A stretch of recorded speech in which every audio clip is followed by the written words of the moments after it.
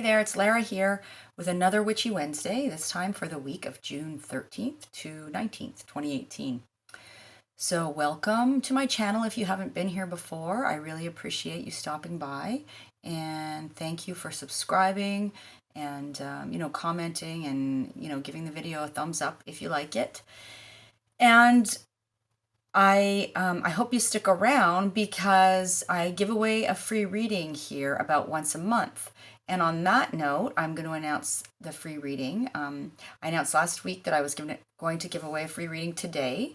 And so I really appreciate those of you who took the time to watch the video and subscribe to the channel if you hadn't already, and to comment below, right? You had to leave a comment in order to be able to enter the contest, and not very many people did, and that's okay, but it makes, for better chances for the people who actually did, better odds, right? And so, if in future videos where I announce a free reading, if you want to have a chance to win the free reading, then you do need to leave a comment. Doesn't have to be anything, major. It can be a simple, hey, how's it going kind of thing. But the person who won the reading this week is Jennifer Matcham. And I'm using your full name, Jennifer. I hope you don't mind, because that's what you left below. You go by that name. So congratulations. And if you're watching this, then please do reach out to me via email. The link will be below here. It's info@laranewell-barrette.ca, and we can get started with getting your information and stuff for your reading. Or you can reach me through Facebook Messenger as well, and the link to Facebook is below as well. So just to let everybody know, whenever I give away a free reading, I always use a random number generator to make it fair and square, no matter how few or how many people enter a contest. So that's how it works. So stay tuned, because I will be doing that again in another, 3-4 weeks kind of thing. Okay, so let's get on with the astrology for the week and for this new moon. The big news is the new moon in Gemini that's happening today. And I have to be honest, this is about the third take of this video, and I kept going to record, and I kept feeling like something was missing, right? I wasn't getting it straight. And I kept going back and reviewing the information and that kind of thing until I felt ready. And truthfully, I'm not quite sure I feel 100% ready. But then it dawned on me that that's so Gemini, right? Always feeling like there's more information to gather and collect. There's more to say. There's more to know. There's more to think about, right? That is very, very Gemini. Gemini is a very multifaceted sign. And so my experience in getting this information to you has been very much congruent with a Gemini-like experience. So it makes sense, right? That's how astrology works. So I want to just, talk to you a bit about a few of the key themes I think that are being brought about with this new moon. Sort of some buzzwords, right? Because it is a very multifaceted new moon, being in Gemini. There are a lot of things going on. And so it can be difficult to sort of weed through all of that information and pick out what's relevant. And I've heard a few astrologers say that, this new moon is going to be easy breezy because there's not a lot of aspects. I tend to disagree, just in the sense that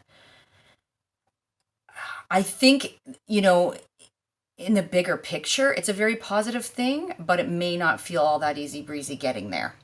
So, because there are some things going on, right? So conscious communication, that's an important thing, a very important theme. I mean, that's important in life, and it's important in our current climate and the world we live in. But this new moon is shining a bit of a light on that, on the need for conscious communication. Again, this will, these themes will will impact you more specifically in the area of your chart where the new moon falls, so the house. And at the end of this video, I'm actually going to do a quick rundown of all the signs and what house this will be felt in for you the most, right? And that will be based largely on your rising sign, but also, you know, your sun sign as well. It will be relevant for that. So conscious communications, it's an interplay between our thoughts and our emotions. The moon is emotions, right? It's our emotions, it's our feelings. Gemini is our thinking and our intellect and our communication, and our ideas, that kind of thing.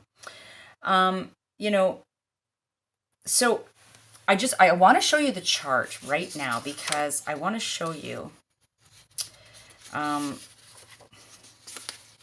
you take a look at this.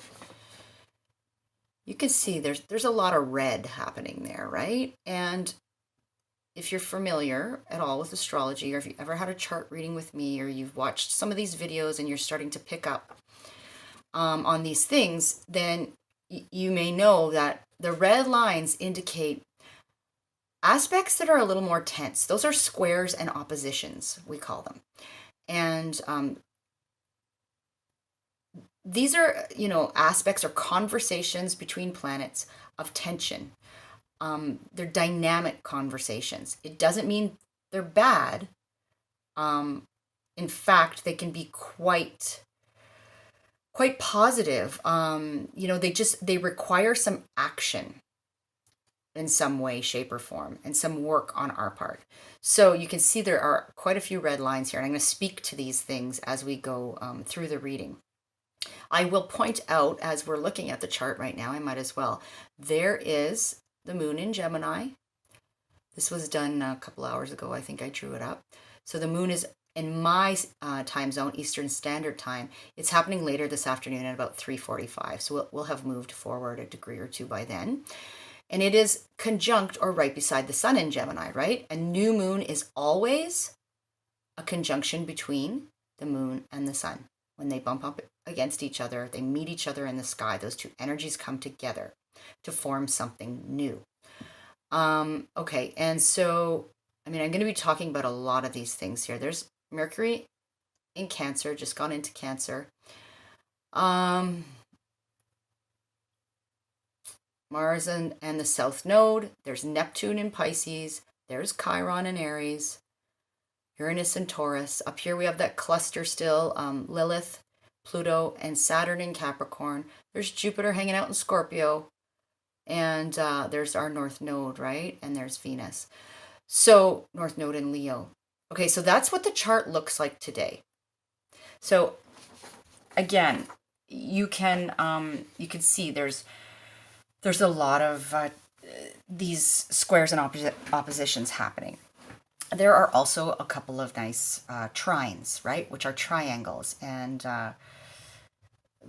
those are easier conversations that flow a little better, that we may look to for some relief. But ultimately, you know, as I say to everybody that has a reading with me, you know, those more tense conversations, tense aspects can actually end up being to our greatest benefit in the long run if we can work through them, if we can harness that energy, if we can choose a direction, make an adjustment and a change, you know, find a balance when we're talking about oppositions, that kind of thing. So this is you know, these kinds of aspects can be our greatest opportunities for growth and evolution, and healing, really.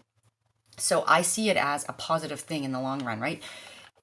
If you're somebody that you just always is used to everything being easy, I don't know too many people like that, but there are some, you know, it might kind of not feel so good, but when you learn to look at the lessons and the silver lining, it can be easier to navigate.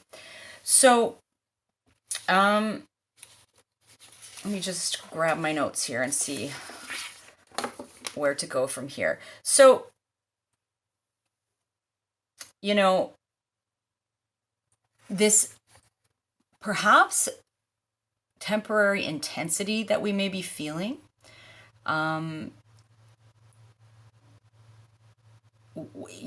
it will make way eventually for some newness that will feel good in the long run, right? And maybe a bit lucky even. I don't know a lot, frankly, about the fixed stars in astrology, but I do know that just from what I've read, that this new moon is making some positive, having some positive interactions with some lucky fixed stars. So there's that. But we may have, go through a period of a bit of intensity prior to getting there. And this morning, as I was preparing to do this video, we suddenly had very black clouds descend on us, and I could feel it. Many people can sort of feel the electricity in the air, and they can feel the low pressure and that kind of thing when a storm is brewing. And we did have a bit of an intense storm, but it didn't last for very long. And then the sun sort of broke through the clouds, and everything got a good watering, which it needed. And then the sun came back out. So I almost view this new moon in that way. And so there may be this sort of like looming feeling that will eventually make way for the for the blue skies kind of thing. I have to say to you here that as I was preparing, and you may hear it in my delivery right now, I'm having a bit of difficulty articulating or translating the information to you. And I mentioned this to you last week. There is this Neptune influence going on right now for me personally in my chart. I'm having Neptune coming in very close contact with my natal sun, like within 1 degree right now, and in Pisces. And I also have a Neptune Mercury square in my chart, and Neptune is making an aspect to this new moon that's also in square. So it's like there can be a little bit of difficulty with clear communication, or with translating, the internal to the external, with verbalizing what's going on inside kind of thing. And I have that tendency to begin with, and it's taken me a lot of work to get a little more adept at doing that, right? But I just find with this new moon and the square to Neptune, I'm having to really pause and think about what I'm saying, conscious communication, right? And really tune into my intuition and trust that, which is another thing I want to say about this new moon. I know I'm kind of a little bit all over the place, and I apologize for that, but it's sort of the way the energy is moving through me right now, and just the way things are playing out in the sky in general. So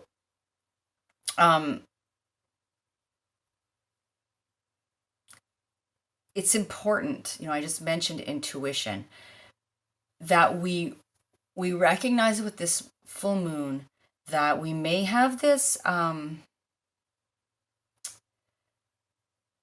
this tension, this confusion between our intuition and our thinking, our emotions and our thinking, our logic and our emotions, or our logic and our intuition, right? There may be this kind of watery kind of energy that is making it difficult to discern what is the truth and what is maybe, a lie or a deception or, a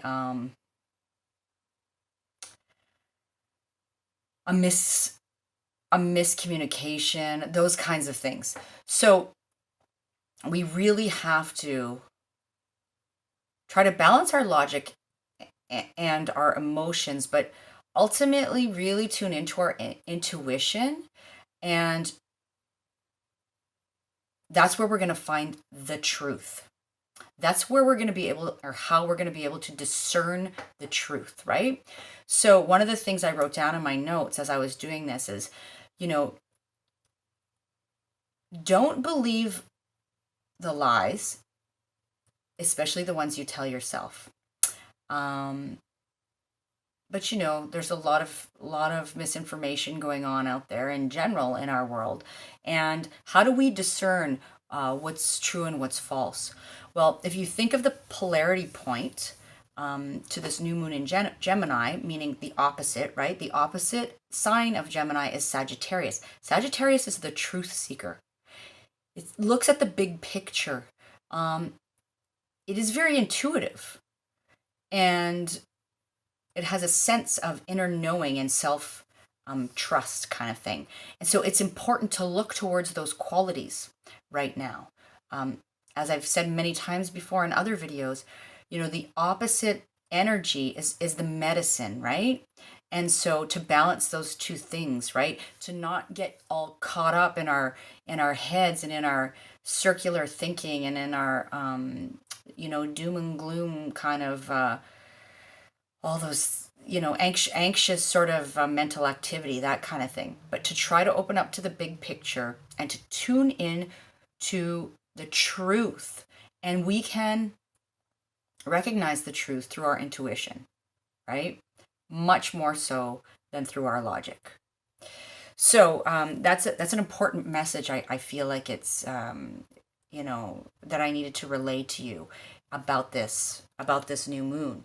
A new moon, as I've said before, is always about a new beginning in some way, and sometimes we don't recognize that when it's happening. But if we look back on the time period, from a point in the future, we go, oh, okay, yeah, that's when my perspective changed on something, or I met somebody new in passing that ended up being, more the beginning of something that I didn't really recognize at the time, or I got a message, or, I had a thought about trying some kind of new,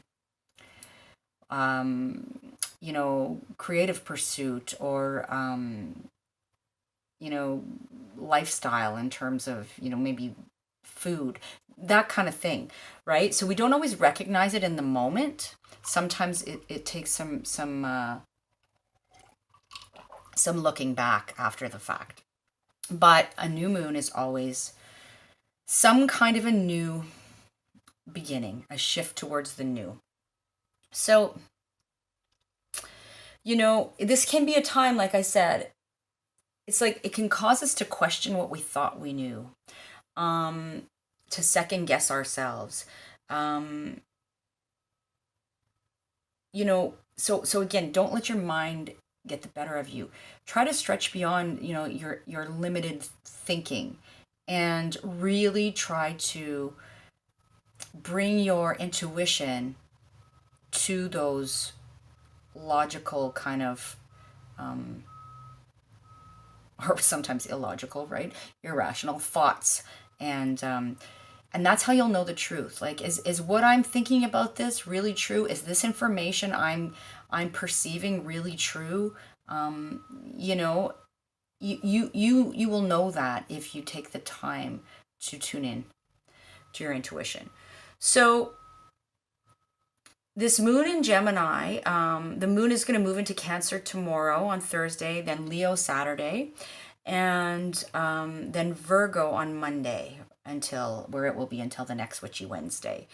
So what else do I want to tell you about this week?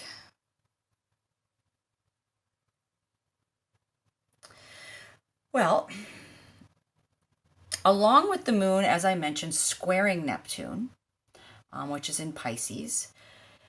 Neptune is stationing to go retrograde on the 18th, so on Monday.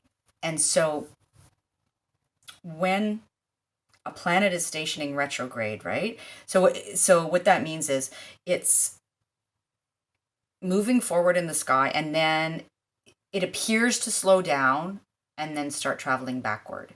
It doesn't actually, that's just from our perception on Earth, from our vantage point on Earth, but that's what a retrograde is.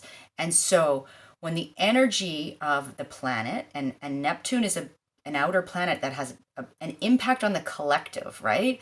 And longer term, those outer planets have longer term influences. And so Neptune is really influential in the long term. And when a planet stations to go retrograde, those energies intensify, right? And then they tend to go more sort of internal when a planet goes retrograde. And so because Neptune is stationing and about to go retrograde, this influence that I've been talking about over the course of this video is even more really profound. And so, you may be feeling that, and it can cause a sense of confusion and lack of clarity. And the new moon in Virgo is asking us to, try to, or not Virgo, in Gemini, I'm sorry. It's an opportunity to kind of,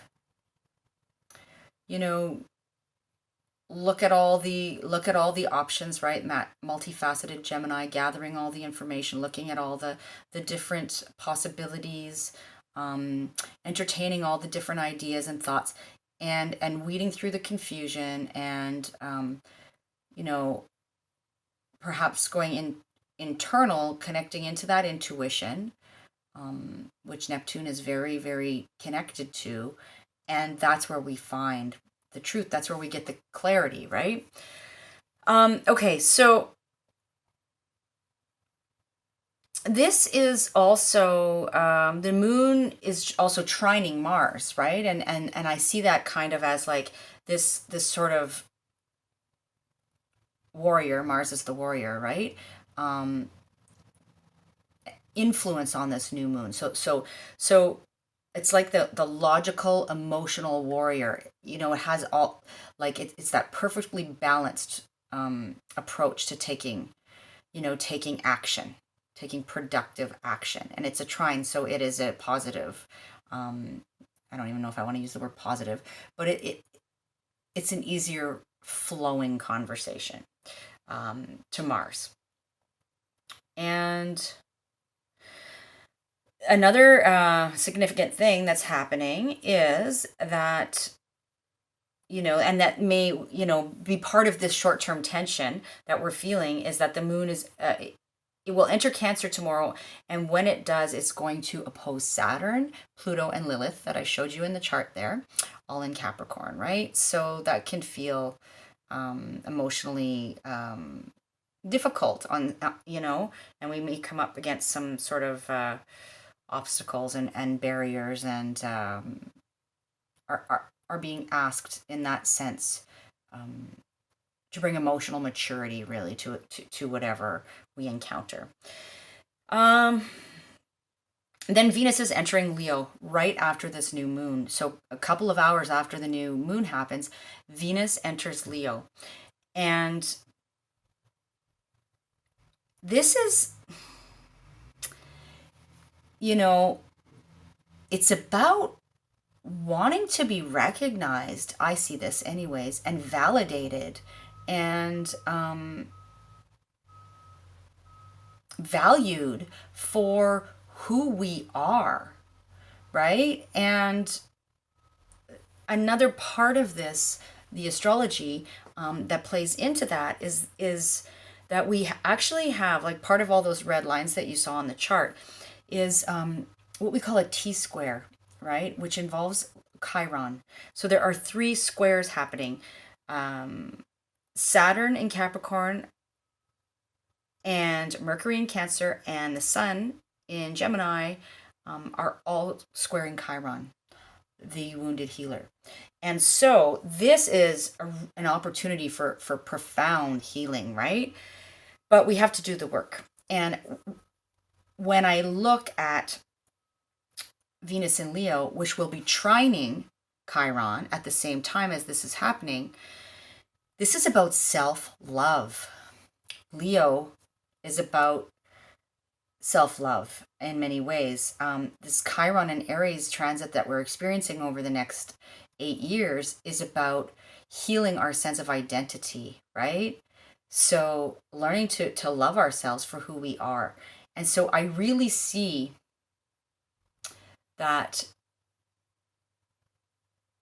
this plays into this new moon energy in a big way.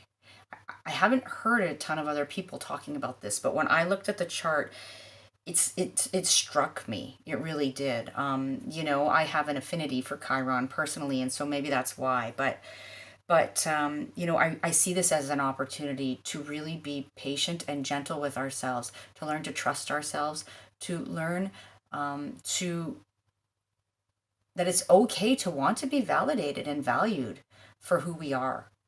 And to not, as I said before, to not believe, the lies and even the lies we tell ourselves, right? About not being good enough or smart enough or, beautiful enough or strong enough or deserving enough, or, you insert whatever it is for yourself. But, so we have that opportunity. So there's tension happening here, but there can be rewards, big rewards on the other side. And I think the last thing I want to say, and I hope this hasn't been too rambly for you, but the last thing I want to say to you is that Gemini, it's always seeking and searching, right? It's always seeking what's missing, looking for its twin, as one of my favorite astrologers, Chani Nicholas, has said about this new moon. And so when I was thinking about this, and Gemini is sort of always seeking and never really feeling like they have all the information, right? I'm kind of circling back to how I started talking about the astrology this week and the new moon. But it's like, and I mentioned this maybe in last week's video, I touched on it, but it's like we're calling back the pieces of ourselves that we've lost or left behind, right?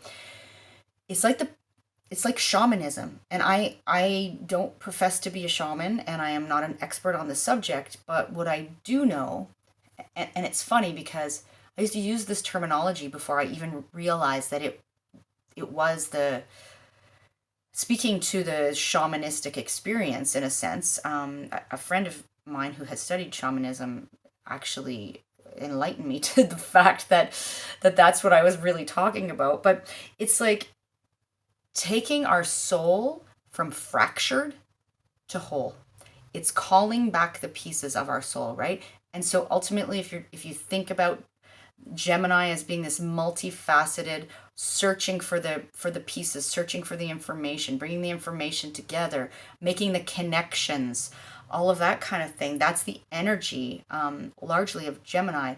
And so I see this, with all these other multifaceted things that are going on, the aspect to Neptune and this Chiron T-square and Venus moving into Leo, all of the things that I've been talking about as this process of calling in the pieces of ourselves and, an attempt to gain wholeness, right?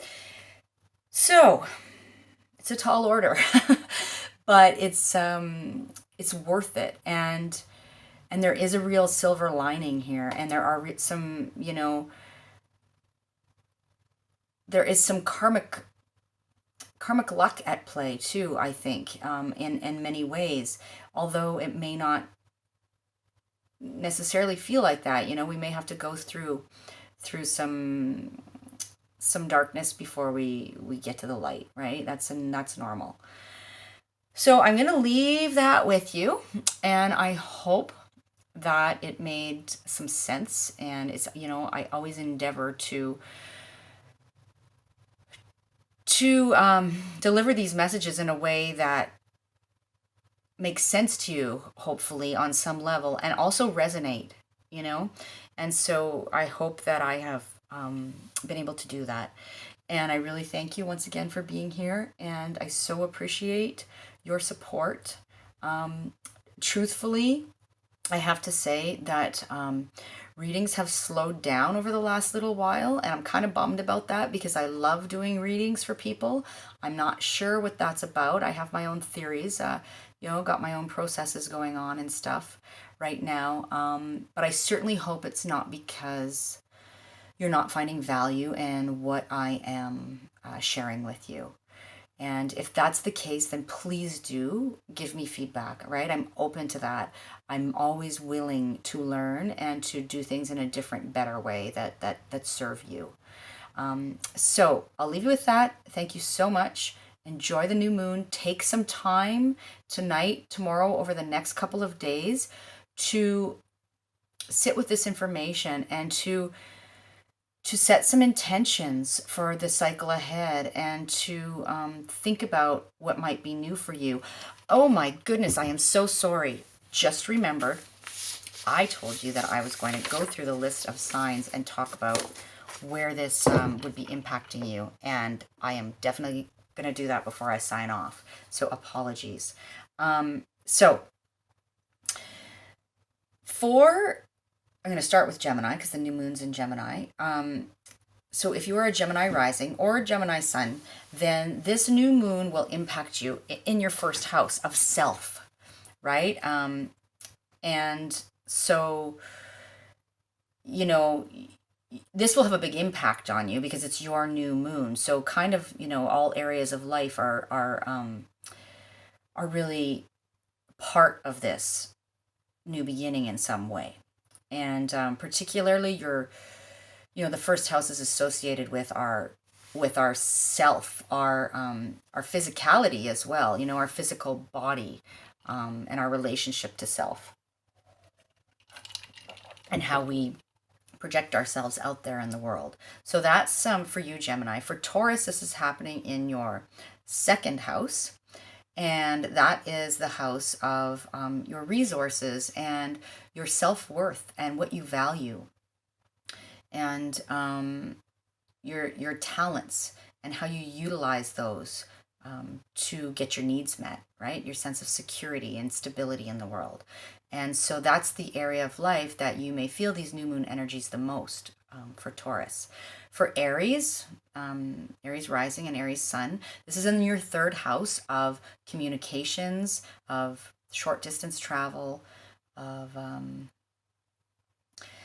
interactions within your community, like siblings, neighbors, that kind of thing. And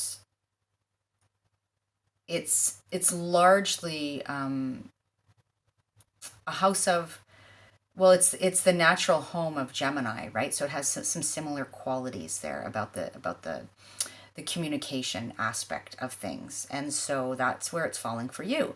And for Pisces, this is happening in your fourth house of home and family and your roots. So there can be, some kind of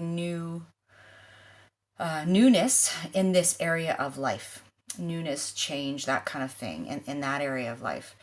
For Aquarius, it's happening in your fifth house of romantic relationships, of creative projects and pursuits, of anything involving children, of your self-expression. And so that area of life may be impacted most by this new moon in Gemini, right? Capricorn, it's in your sixth house of sort of the daily grind of your daily routines, your health and wellness routines, your daily work. And so that is where you may have some changes and some shifts and some newness happening for you. Of course, let me just pause briefly to say, again, knowing your own personal chart, like this is a general statement, right? But knowing your own personal chart will give you further insight. But moving on, Sagittarius, it's happening in your seventh house, and that is your house of one-to-one relationships, marriage partnerships, any kind of contracts that you have, business partnerships, um, that kind of thing can be impacted with this new moon. Scorpio, Scorpio's rising, Scorpio's sun. This is happening in your eighth house. It can feel a bit intense. Eighth house is a pretty intense house. I'm intimately familiar with this because I have a ton of eighth house energy in my chart. So it can be, deep psychological stuff is being churned up. It can be issues of power and control and obsession. And this is also the house that deals with, other people's money kind of thing, or money that comes to you through other people, goes out to you to, like taxes and inheritance and settlements and that kind of thing. But largely, the eighth house is really about deep intimacy, psychological intimacy, largely. So, that can be, it can be a bit tense in particular. And so that's where you may feel these energies, right? The most. And Libra, ninth house. So the ninth house is a house of travel and for like long distance travel and foreign cultures and, learning on the grander scale. It's connected to like higher learning, college, university, anything post secondary. But any kind of learning that you do beyond your kind of elementary, high school kind of phase, right? But also, again, and it's about our philosophies and our beliefs and our worldview, and our truth. That's really this area of life. And so Libra and Libra rising, that's where you will feel this new moon energy the most. Okay, just a few more to go here. Virgo and Virgo rising. This will be in your 10th house of career and ambition and public image and your highest aspirations. And so you may have some kind of newness or change or shift happening in this area of life for you. And Leo in your 11th house, which is the house of friendships, organizations, relating in groups. I also see it as like, philanthropy and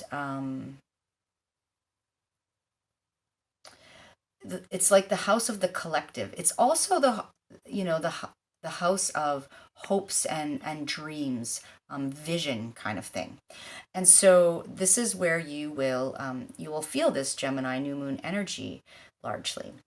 And then lastly, Cancer. This will be in your 12th house.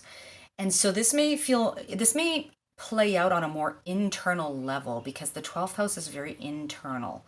And it's really about sort of our deep spiritual healing and needs in that area. And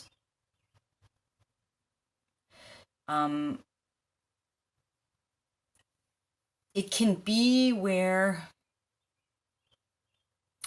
like how we self-sabotage ourselves as well in the 12th house, right? Because we are feeling disconnected from something bigger than ourselves, and so we are seeking that connection perhaps in other things, like addictions. It rules the 12th house because the 12th house is connected to Pisces and Neptune. And but really largely I just think that for Cancer it's probably going to feel a little bit more internal, this newness, this shift, than external for you. Okay, so sorry I almost forgot that, but I didn't, so that's the good news. I hope this wasn't too long. I really do appreciate you being here, and I'm going to sign off now, and I will talk to you next week, okay? Take care. All the best.